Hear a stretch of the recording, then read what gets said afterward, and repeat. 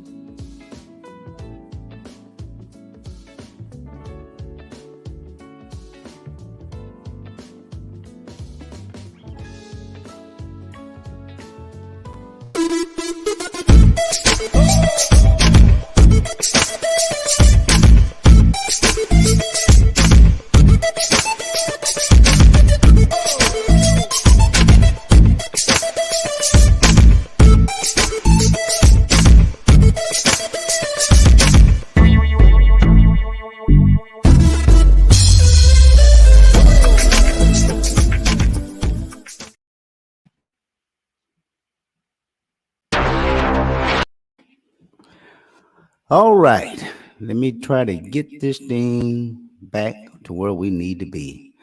Um, I'm a little late getting started, y'all, and I'm all hitting the wrong buttons there.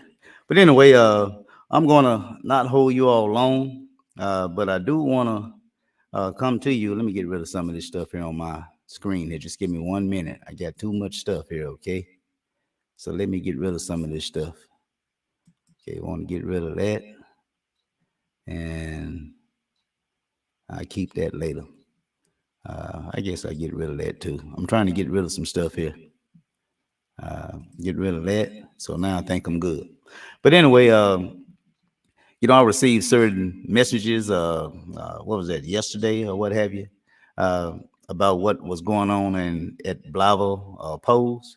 But before I get into the show, I just wanted to just give a few announcements. Uh, one being, let me find it. For those of you who know, uh, first of all, in terms of the vote count, I got message today that so far the total votes count in early voting, uh, 1,111 votes cast. Okay, it was 224 votes that was cast today. Okay, October 27, 22. So look like the vote tally is coming along pretty good. So if you haven't voted, just remember early voting begins, or well, it already done begin, but it ends, shall I say? Let me find it. Uh, Early voting begins October the 24th, which is gone. Today is the 27th. So you will have up until the 7th to go and cast your vote early. Okay? Up until the 7th. November the 8th is the general election day. Okay, that's the big day. So govern yourself to those dates.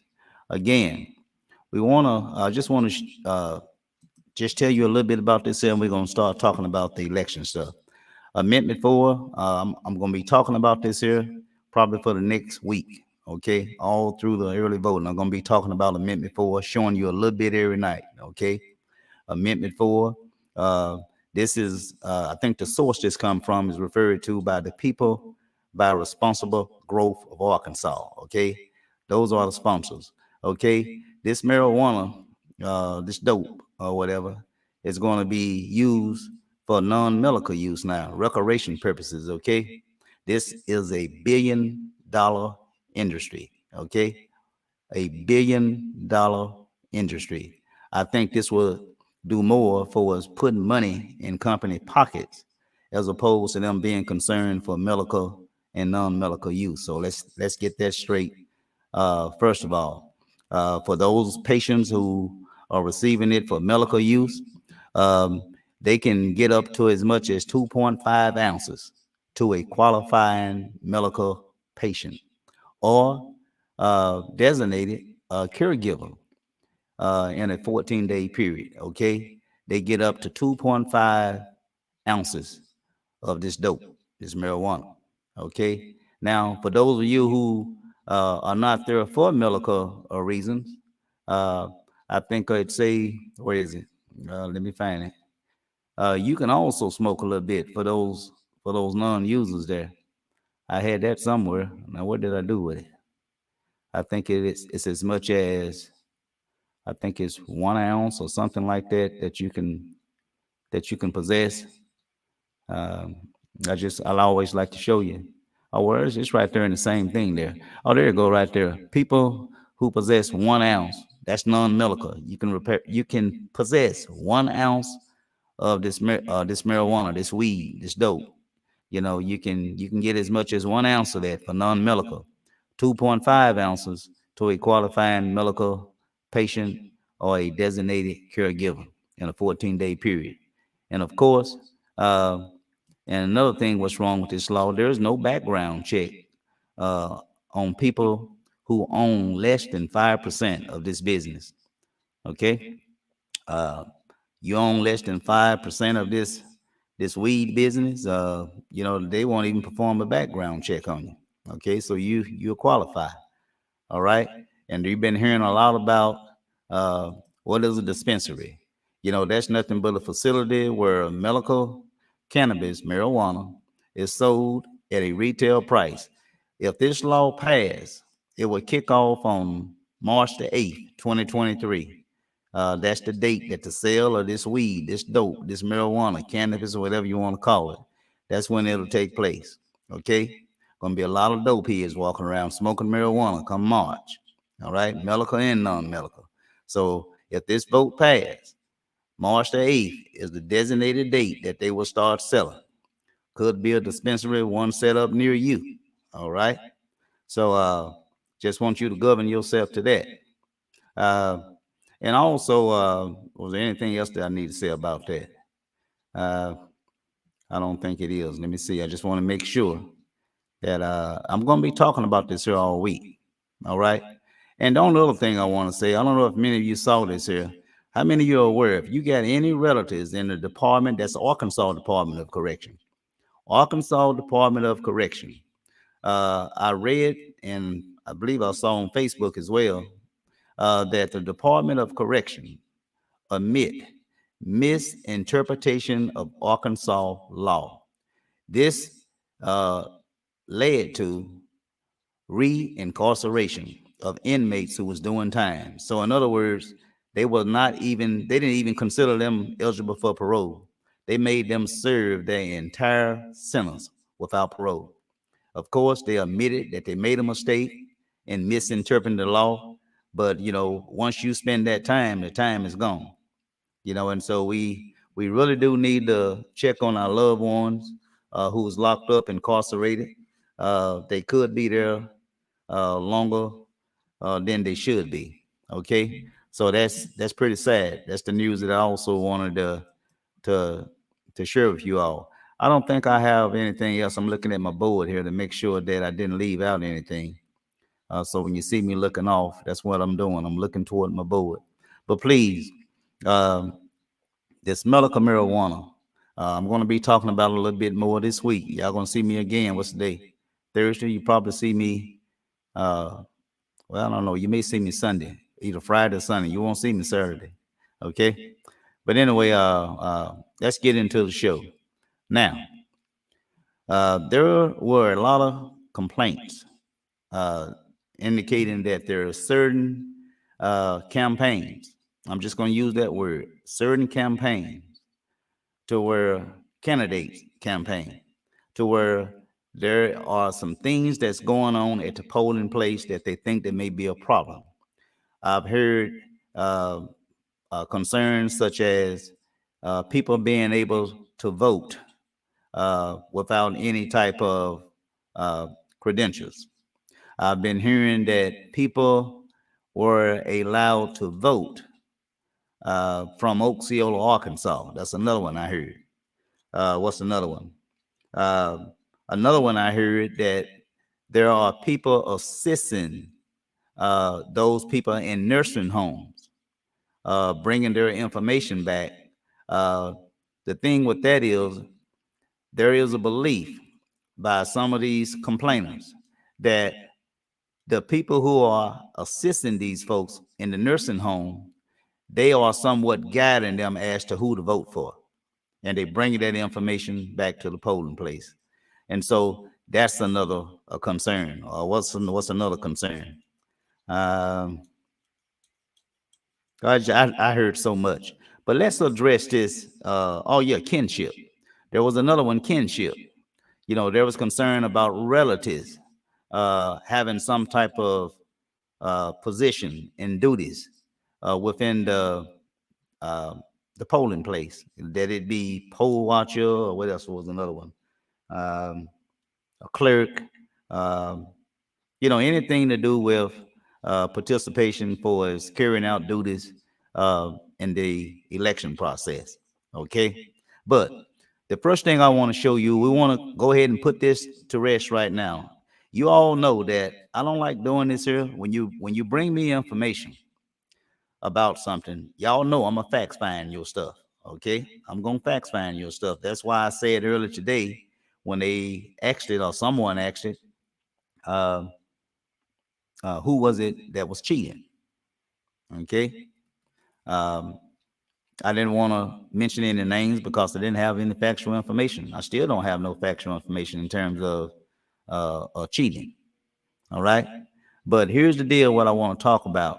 You have poll watchers. That's their job. Every campaign should have at least one poll watcher to do his or her job, whether it's to challenge a particular voter or anything that they believe that is a problem. That's what poll watchers are for. Okay? I shouldn't be getting your complaints. If you got a complaint there during this early voting where somebody may be voting that should not be voting, maybe they don't vote once before and they're trying to vote again, or maybe you believe that they are ineligible for some other reason, maybe don't live in the city of Blytheville, uh, then you need to be speaking with that poll watcher of that particular candidate who's running for office. You don't call me, okay? You don't call me. I can't help you. I can't do you no justice. That's what the poll watchers are there for.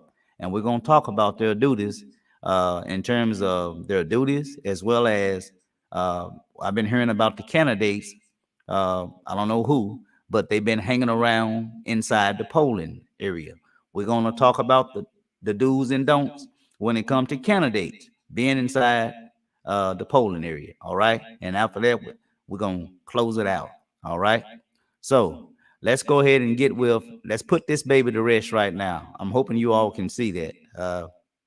Uh, I'm looking at my phone now to make sure that I got everything up and ready to go. Because I don't want to put something up here and then they say, Tony is not that ain't it. Oh, here we go right here. They say Tony is not showing us nothing. But here we go right here. Hopefully you all will see this here. Let me add this right now. Okay. First, let me go over here. And let me go ahead and add it right now. All right. So here we go. Now, this is the chart. You know, I've been hearing things today that a particular candidate had relatives working within the poll. I'm doing some stuff right now that your poll watchers or whoever working within the various campaigns, this is what they should be doing. I shouldn't even be doing this here. Whoever's the campaign manager of a particular candidate, he ain't doing his job or she ain't doing her job. They ought to be able to tell you exactly what are the duties of the poll watchers. Okay, do's and don'ts. They supposed to tell you that. Number one, they supposed to have some training. And if they ain't got no training, that's a problem. For any county election uh, board, commissioners, or whatever, if they don't have these people properly trained, you know, they can withhold their money because these folks got to be paid. All right.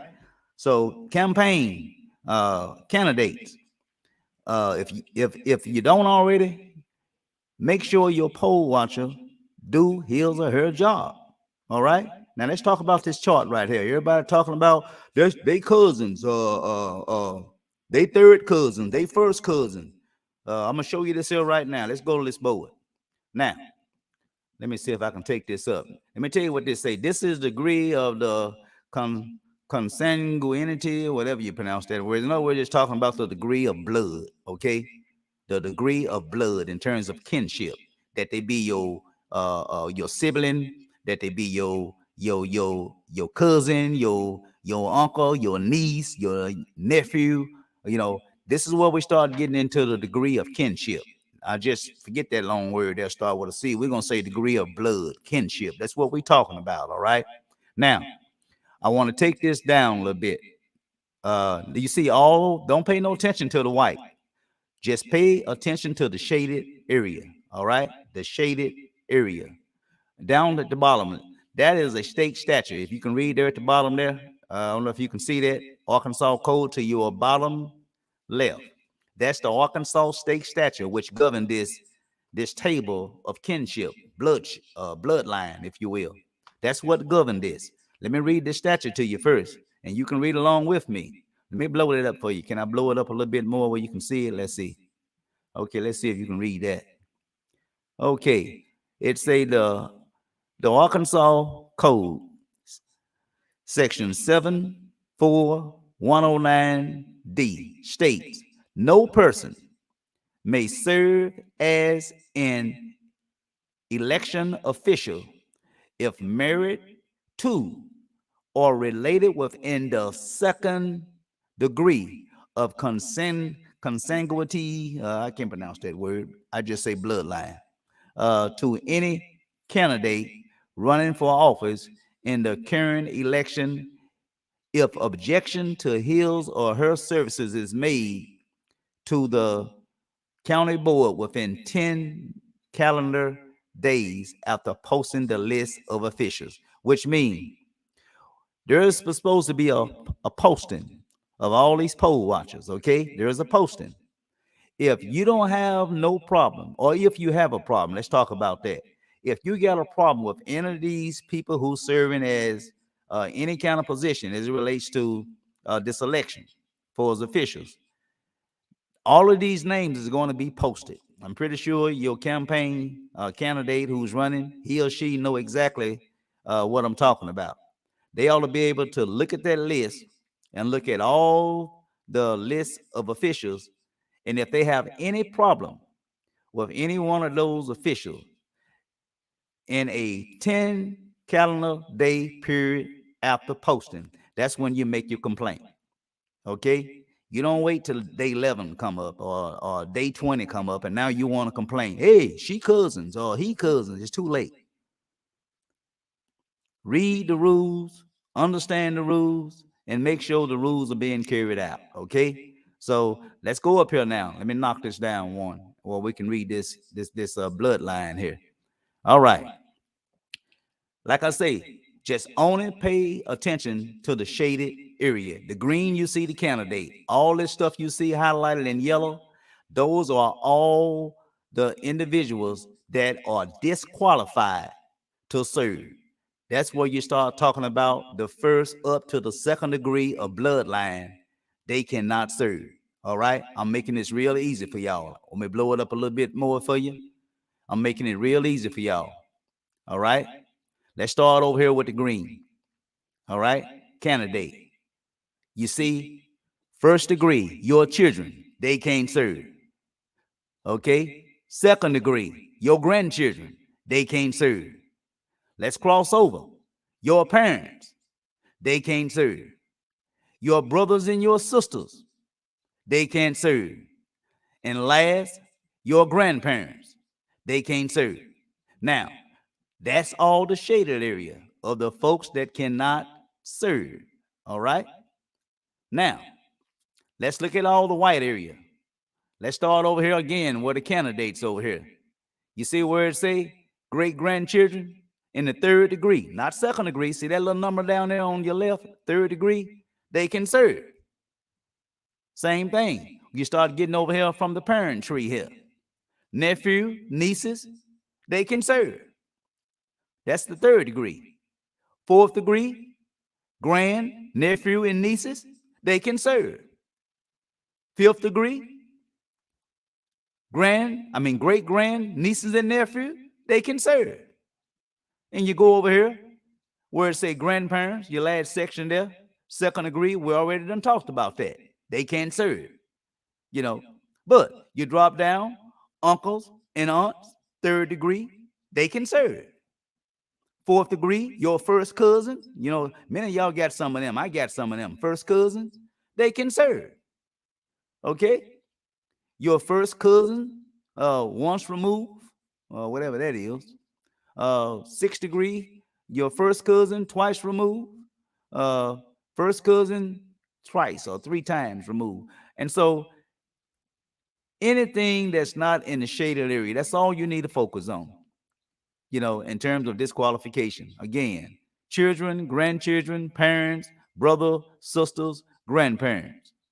All that shaded area there. That's all you need to be concerned about. You see heard of somebody that's, hey, they cousins. First cousin, second cousin. They can serve, y'all. Okay? It ain't nothing wrong with a first cousin and a second cousin. They can serve. Even your third cousin, if you got one of them, they can serve. So we don't kill that little bird. Any questions on that before I move? Let me see if I got any questions. Let me go to my see if I can get out of this. Let me go to my board, because I don't know if I got anybody that got any questions. I know you see me. See if we got any comments. Ain't got no comments. That's good. No comments. So you ain't got no problem. Going once, going twice. Anybody got any problem with this bloodline chart that I just showed you? Anybody got any problem? I'm trying to give you an opportunity. We're going to wrap this up quick. Any problems on this chart? This is degree up to first degree and second degree kinship. Again, disqualified. You see that yellow shaded area? Those are the family tree where they are disqualified. Last chance. Any questions on this family chart of the bloodline of kinship? No questions? We moving. All right. Now, let's get out of that. And what we're going to talk about now, let me go over here and pull up this next chart, okay? Let me pull up this next chart right now. Okay. Now, where's the chart? Here you go, right there. Okay. Here go this next chart here that we're going to talk about. Now, you see this chart right here? Let me put this down. I'm through with that. Uh, we're talking about poll watchers. Again, remember me telling y'all that if you got any kind of problems, your poll watcher need to get on his or her job. They need to do their job. Okay? So, where's my little stickers? There you go, right there. Okay, let's go to this section to where we start talking about training. Okay? Let's go to that first, if we can find it. Excuse me. Let me see if this one, go there first. No, that's not it. So, that's 201. Anyway, we're going to start with the poll watchers. I think I told y'all about the training. Section 201 deal with training. They must be trained, y'all. But poll watchers right here. I'm going to run through this real quick.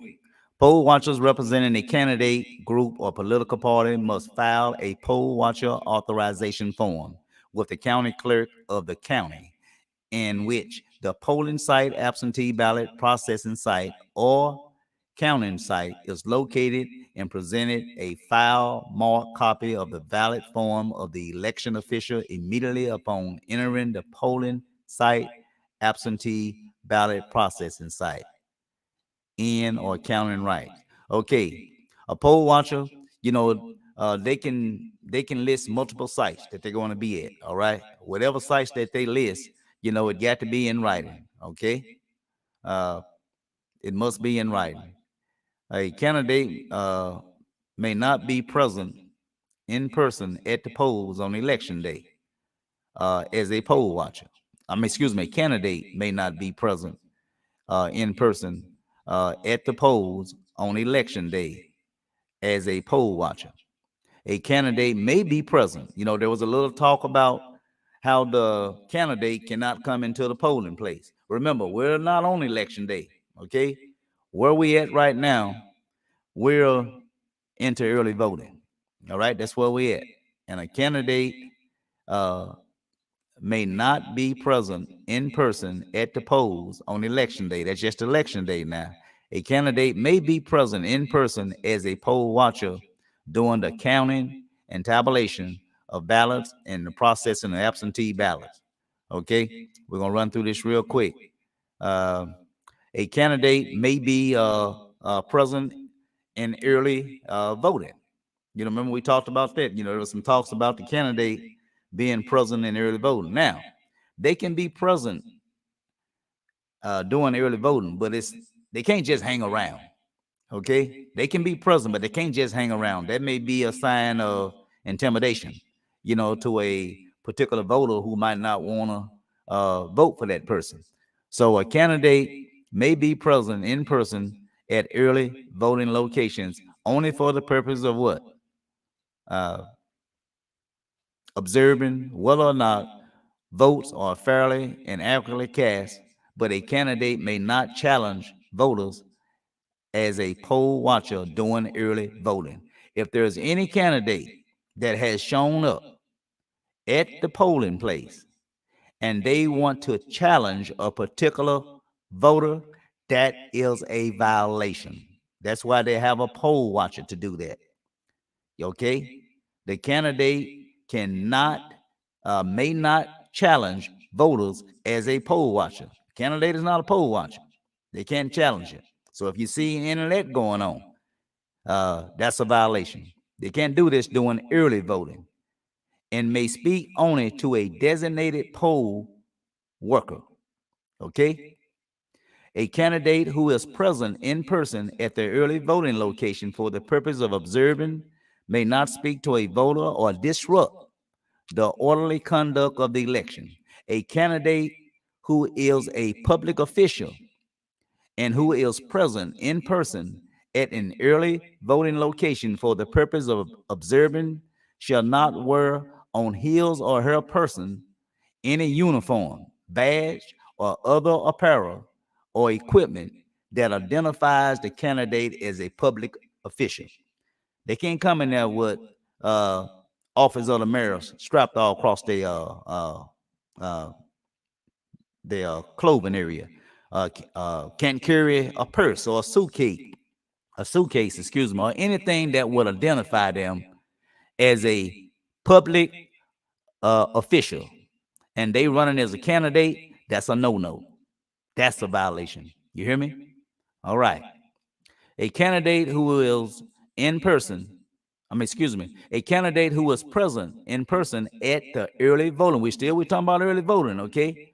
Early voting location for the purpose of observing and doing the counting tabulation of ballots and the processing of absentee ballots as a poll watcher is not required to present a poll watcher authorization form, but must present some form of identification to an election official immediately upon entering the site.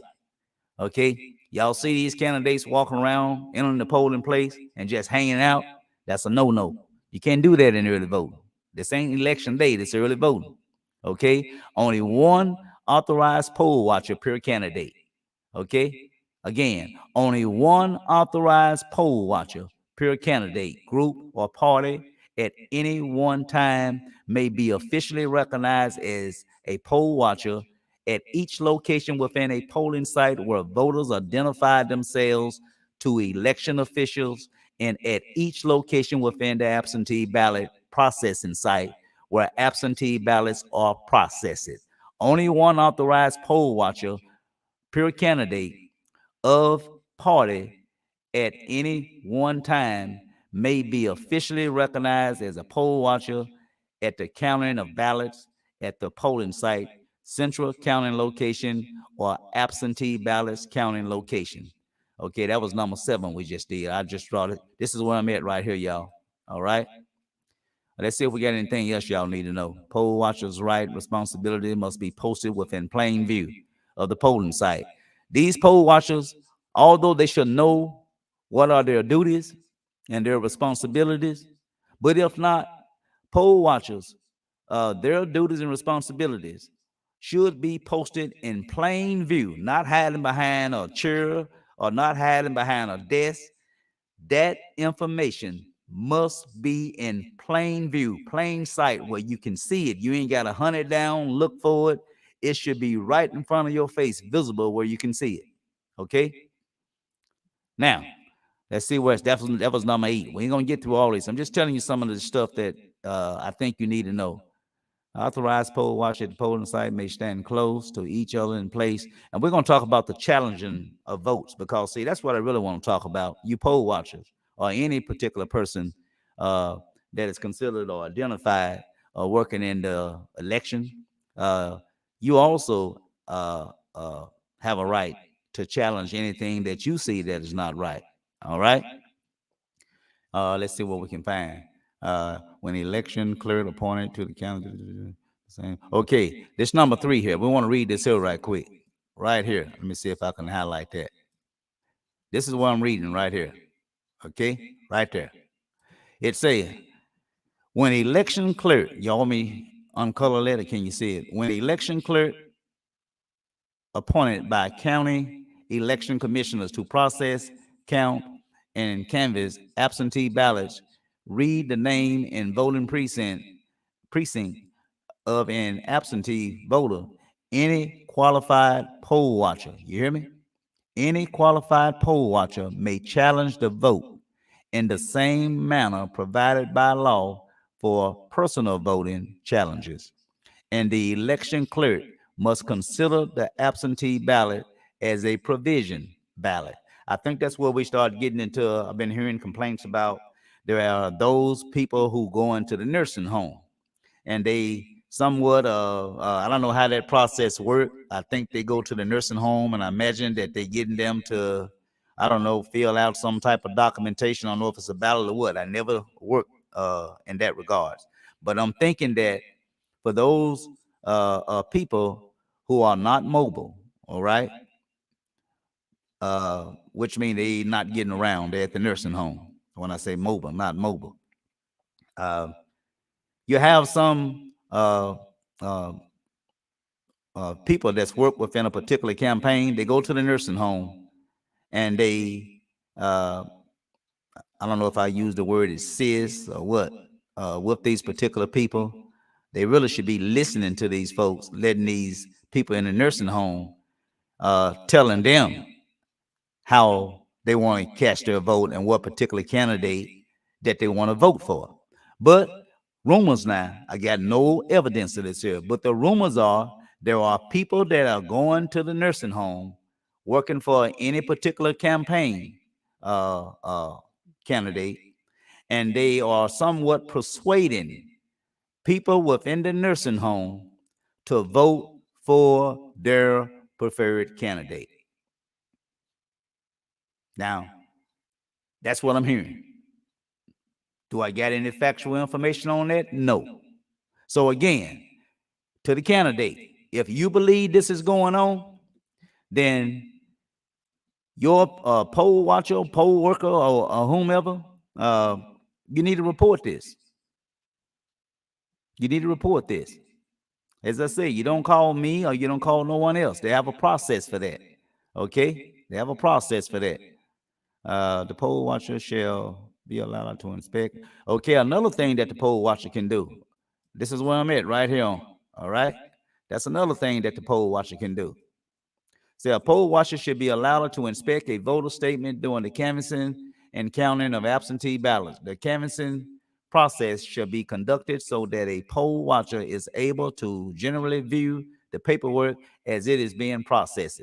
Election officials must require the poll watcher to stand or otherwise be in a position permitting them to hear the information read aloud. You hear me? They can't force you to be 10 foot back. You must be close enough that is considered reasonable to where you can hear the information that is being given to the what do you call these people who's sitting there, clerks, I guess. You must be able to hear that information. The poll watcher are not required to be able, the poll watchers are not required to be able to read the full text of every document and may be required to remain at a sufficient distance to ensure the integrity of the canvassing process. Okay. Poll watcher must not be permitted closer than 3 feet from the canvassing process unless they are inspecting a voter statement, and may not be required to be more than 6 feet from the canvassing process. Okay, that takes care of that. We're almost at the bottom, y'all. I'm not gonna read all this stuff. If a poll watcher requests an inspection of a voter which may believe that he is subject to, okay, let's talk about this here. D, where we're at. You know, we talked about challenging, right? Right there. If a poll watcher requests to conduct an inspect of a voter statement which they believe may be subject to challenge, the poll watcher shall be allowed to view the voter statement in the presence of the election officials, but shall not be permitted to remove the voter statement from the canvassing area. All right?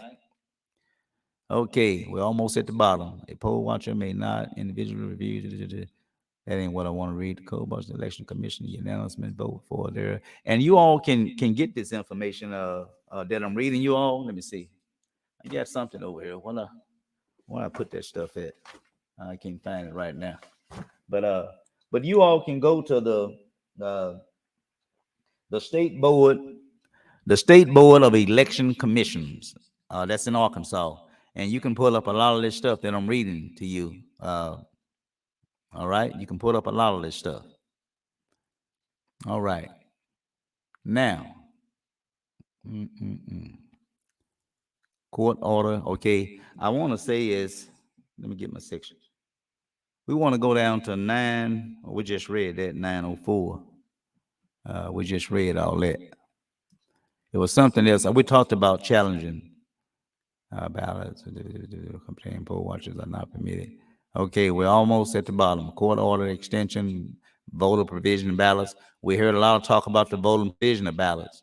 A provision of ballot cast at the polls during early voting on election day for reasons other than failure to verify voting registration should be handled as follows. In other words, that is pretty much telling you how a provision of ballot is to operate. Uh, if, as a result of a poll watcher challenge, the poll watcher must notify a poll worker of the challenge before the voter signs the precinct voter registration list and must complete a challenge ballot form. And the poll worker must inform the voter that his or her ballot is being challenged. Okay? You see where it say provision of ballot? Number 906 there. Let me highlight it for you. That's where I'm at, right here up top. All right, that's where we at. Now, whenever you hear someone, for whatever particular reason, that something is wrong with their voting information, uh, they still will vote, but their vote will be considered as what is called a provisional ballot. All right. In other words, they will vote, and for a better way of explaining it in layman terms, they'll set that vote to the side until they fact find or check their information. And you can see right there all these number 1 through 8 of them, and then we'll be finished. As a result of a poll watcher challenge, the poll watcher must notify uh, a poll worker of the challenge before the voter sign the precinct voter registration list and must complete a challenge ballot form. There's a form that must be completed, okay? And a poll worker must inform the voter that his or her ballot is being challenged. Number 2, if as a result of failure to meet an identification requirement of a first voter who did not provide a copy of his or her photo identification or otherwise satisfied the requirement of statute 7520201, when that voter registered to vote, a poll worker must inform the voter of the reason the voter is not allowed to cast a regular ballot. 3, the provisional ballot must execute a written eligibility affirm affirmation.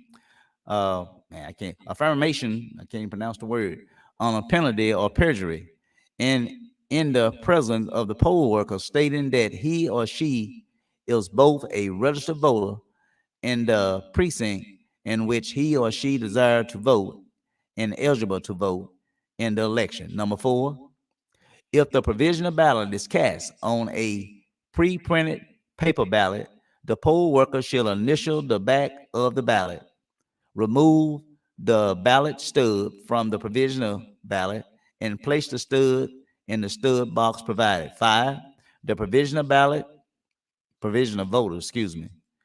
shall mark his or her ballot. 6, the provisional voter shall place his or her voted ballot in a ballot secrecy envelope marked it provisional ballot and seal the envelope. Nothing else goes in the envelope. 7, the provisional ballot voter shall then take place the sealed ballot secrecy envelope marked a provisional ballot containing his or her voted provisional ballot in a provisional voter envelope. Seal it and give it to the poll worker. 8, the poll worker must provide the provisional voter a copy of the notice prescribed in 9068. That's a statute. So that's pretty much uh, uh, the duties and rights of the poll worker and watchers or whatever. I'm trying to find that part where it say anybody that's inside the polling area can also challenge uh, a particular ballot. All right, the poll watcher shall indicate the precinct. Okay, that's the same thing there. Uh, there was something else that notice of a provisional ballot. Whenever a person casts provisional ballot during the election, I'm trying to get to the part to where a provisional ballot will notify the first class mail and count the reasons if not. Okay. Notice of a provisional ballot.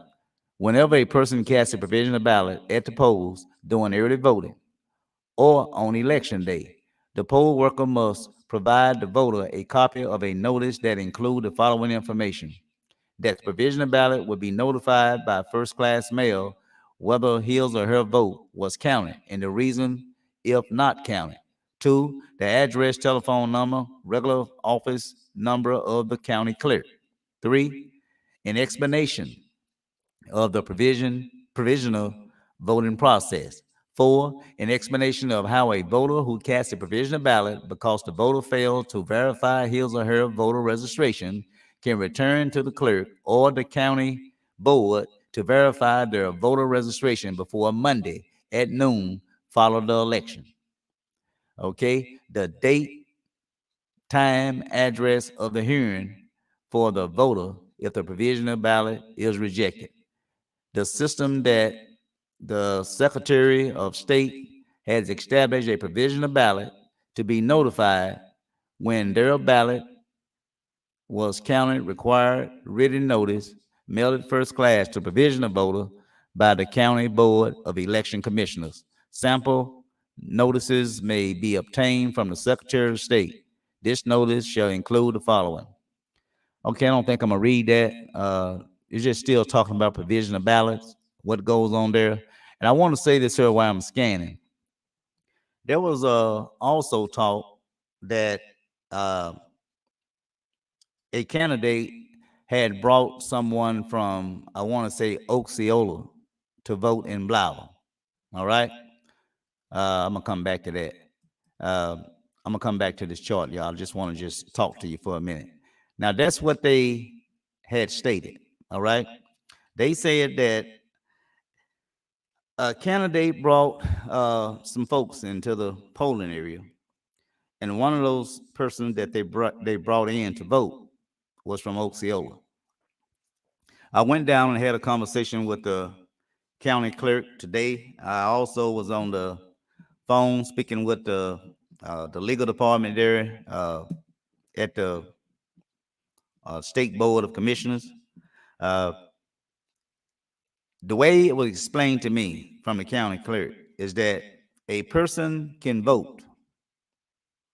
Let's say they're from Osceola. Excuse me. They can vote in Blytheville. That don't mean that they're voting on a Blytheville ballot. It could be reasons that they're not going to make it back home to Osceola to cast their vote in time, especially if it's the last day of voting. They could be at a, say, for example, up here in Blytheville at a doctor visit and they got out late, not going to make it back to Osceola. There's a system to where they can go to the Blytheville polling area, give their identification, their information. And when they pull that information up, it was identified who they are, what their address, where they stay at. And of course, if it indicates that they're from Osceola, my guess, that's the ballot that they are given to cast their vote for candidates from Osceola. And the same thing with Blytheville.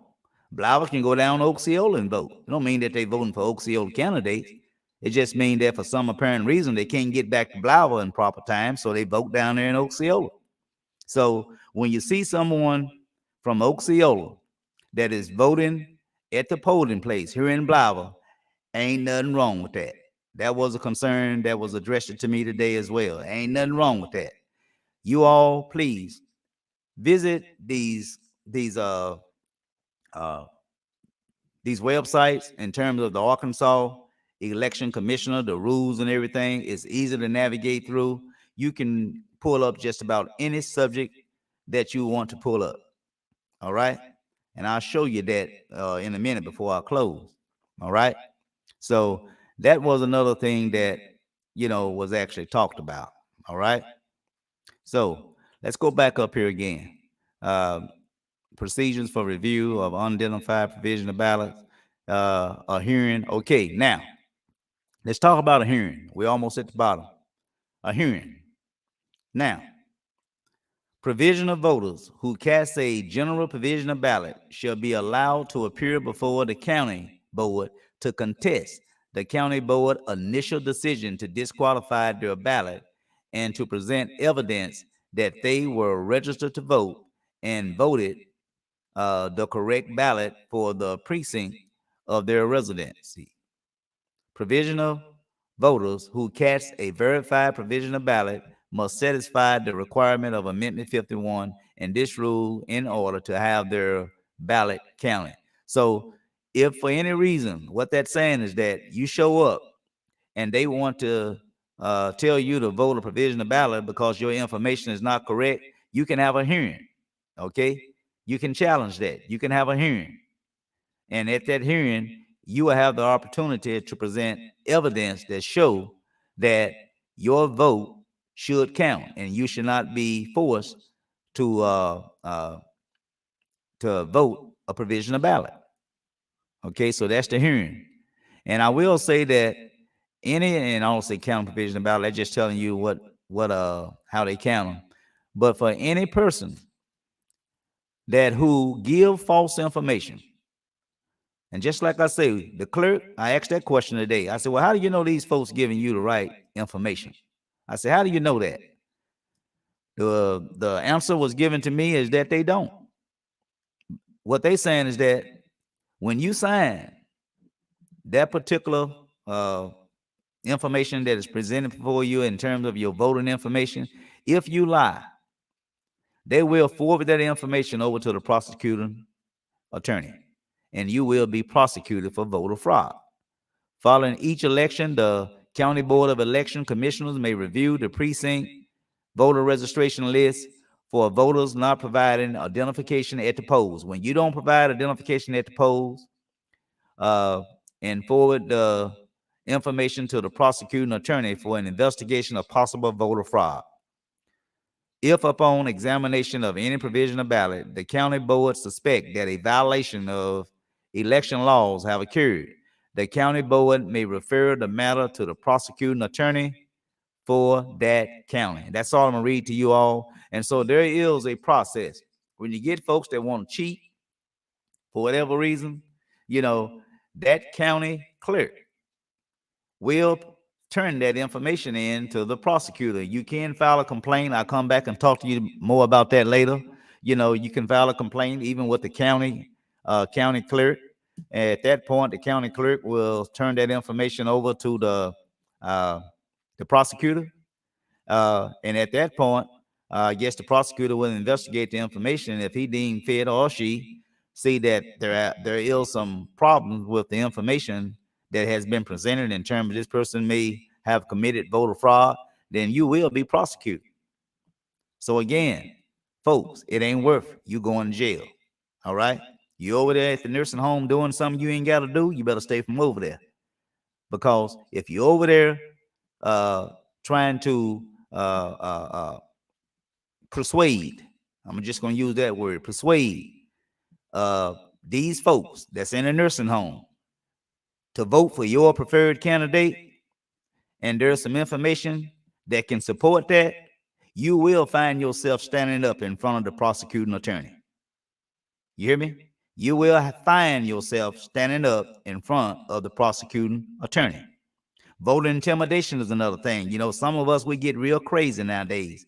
Just because someone speak unfavorable about your candidate, you wants to take it upon your bad self and intimidate that person. If you do that, voter intimidation, again, that is a violation of the electoral process, and you will find yourself standing up in front of a judge. So for you bad folks that want to go out here and intimidate folks, just know you will find yourself going to jail. All right? So that's pretty much all I got to say about you bad folks to get out here and want to intimidate folks because they not voting for your candidate. They ain't got to vote for your candidate. They can vote for whomever they want to. This is America. This is a free country. All right? You can't get mad because somebody don't like your candidate. And a lot of that stuff is going on nowadays. If we got candidates, they are sick folks on you. We done had that in the past. Got the candidates want to sick folks on you. Go tear your signs up.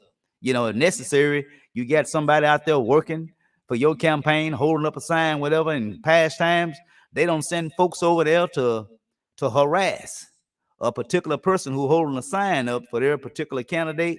We got these bad folks want to go over there and want to intimidate. Y'all, I don't try to get involved in nothing like that, but I'm gonna tell you, if you have any problem with folks intimidating you in any way possible and you want to file a complaint, I will help you. I will direct you as to where you can go to file a complaint. We had people done died for us to give us the opportunity to cast our vote, constitutional right to cast our vote. And we should not let nobody, I mean nobody, that include folks that look like you, don't allow nobody to try to disenfranchise your vote. If they do so, and it's along the lines of intimidation or some other violation in terms of the rules, then you need to file a complaint and have that person prosecuted. If you don't know how to fill it out, I'll help you. I will help you. All right. So again, I'm going to the comment board. Don't see no comment. I guess everybody's asleep. Hopefully you'll see this in the morning. And you have any kind of questions, you can get with me then. I want to go back up here to see if I can find something else that I want to show you all before I get off here. But there was something that I want to show you all about. Well, anyway, let's talk about, now they do have a process also. Let me go up here. The voter complaint form. For those of you, I was telling you that I help you file a complaint. For those of you who, let me go over here. I want to just show you this complaint and then we get out of here, okay? Let me show you this complaint form. All right. Now, let me go up here and find this complaint form. And then we'll get out of here, all right? Where is that complaint form? That it? Yeah, that's it right there. All right. Now, I want to show you all this complaint form that you're looking at right now. All right. And I can print this out for you if you want it. If you don't know where to get this form, give me a telephone call. There go my number down there. Testify 762-1515. You can give me a call and I get this complaint to you. If you're being intimidated in any way whatsoever, get with me and we'll fill this form out. And all these folks that going for bad, that's harassing you, they will find themselves standing up in front of a judge. If you're faced with any intimidation from any of these so-called folks that call themselves bad, I will help you file a complaint against them. Trust me, I will. Let me blow this up a little bit where you can see it. Now, this is the voter complaint form right here. Supported by this Arkansas state statute 7-5-5-510. That's the state statute that governs this particular complaint process. Requires county election commissioners to provide to every polling place using a voting machine forms from voters to use in filing a complaint about the function of a voting machine. That was talked about today. I forgot to bring that up. Although we're talking about voter intimidation or whatever, harassment, but even for if you seem to think that there is some discrepancies that's going on or irregular things that's happening in the polling place in terms of the machines, I was told today that there was a particular group campaign that walked in. They was very peculiar or hesitant to go to a particular clerk to help them, when you go in there and give your flash your ID, your driver's license or voter identification, and they look you up. You got a long line over here. They'll be willing to stand in a long line than to move over to the clerk who's free and ready to help someone. So that was a concern. Why was a particular group of voters, why were their decision to stand in a long line? I say long line, let's just say it's 5 people. But over here, this other clerk, she don't got nobody, or he.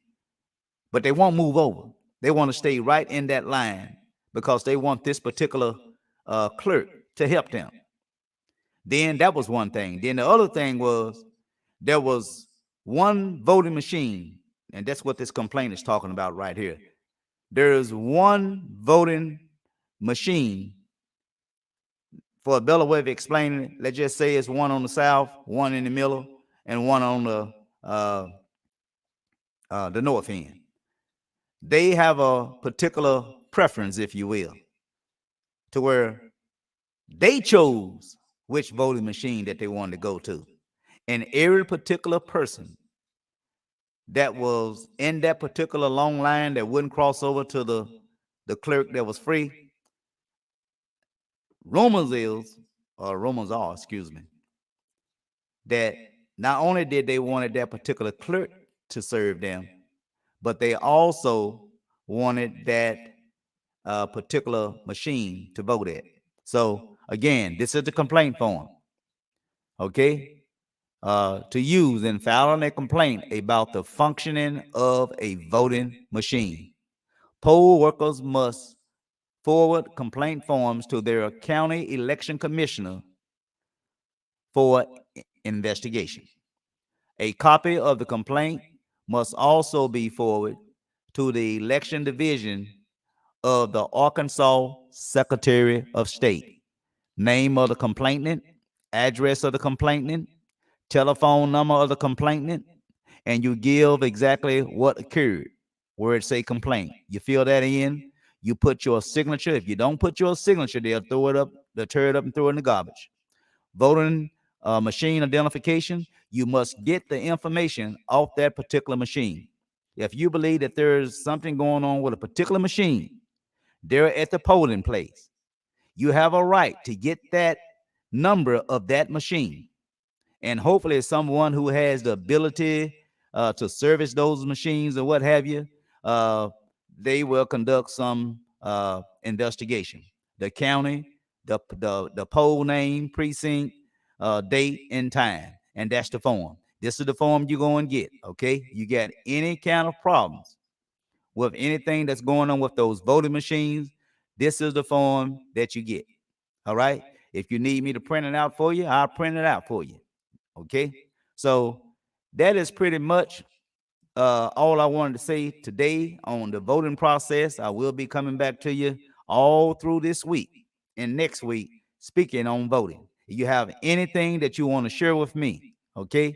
If there's anything that you want to share with me in regards to concerns of the voting process at your particular polling place, then give me a call. Again, you see that number scrolling down there, 870-740-1515. Give me a call.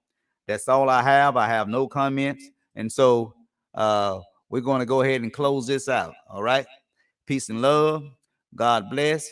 Good night. And please, go vote. Those of you who had not, go vote. All right. Peace and love. God bless. And good night.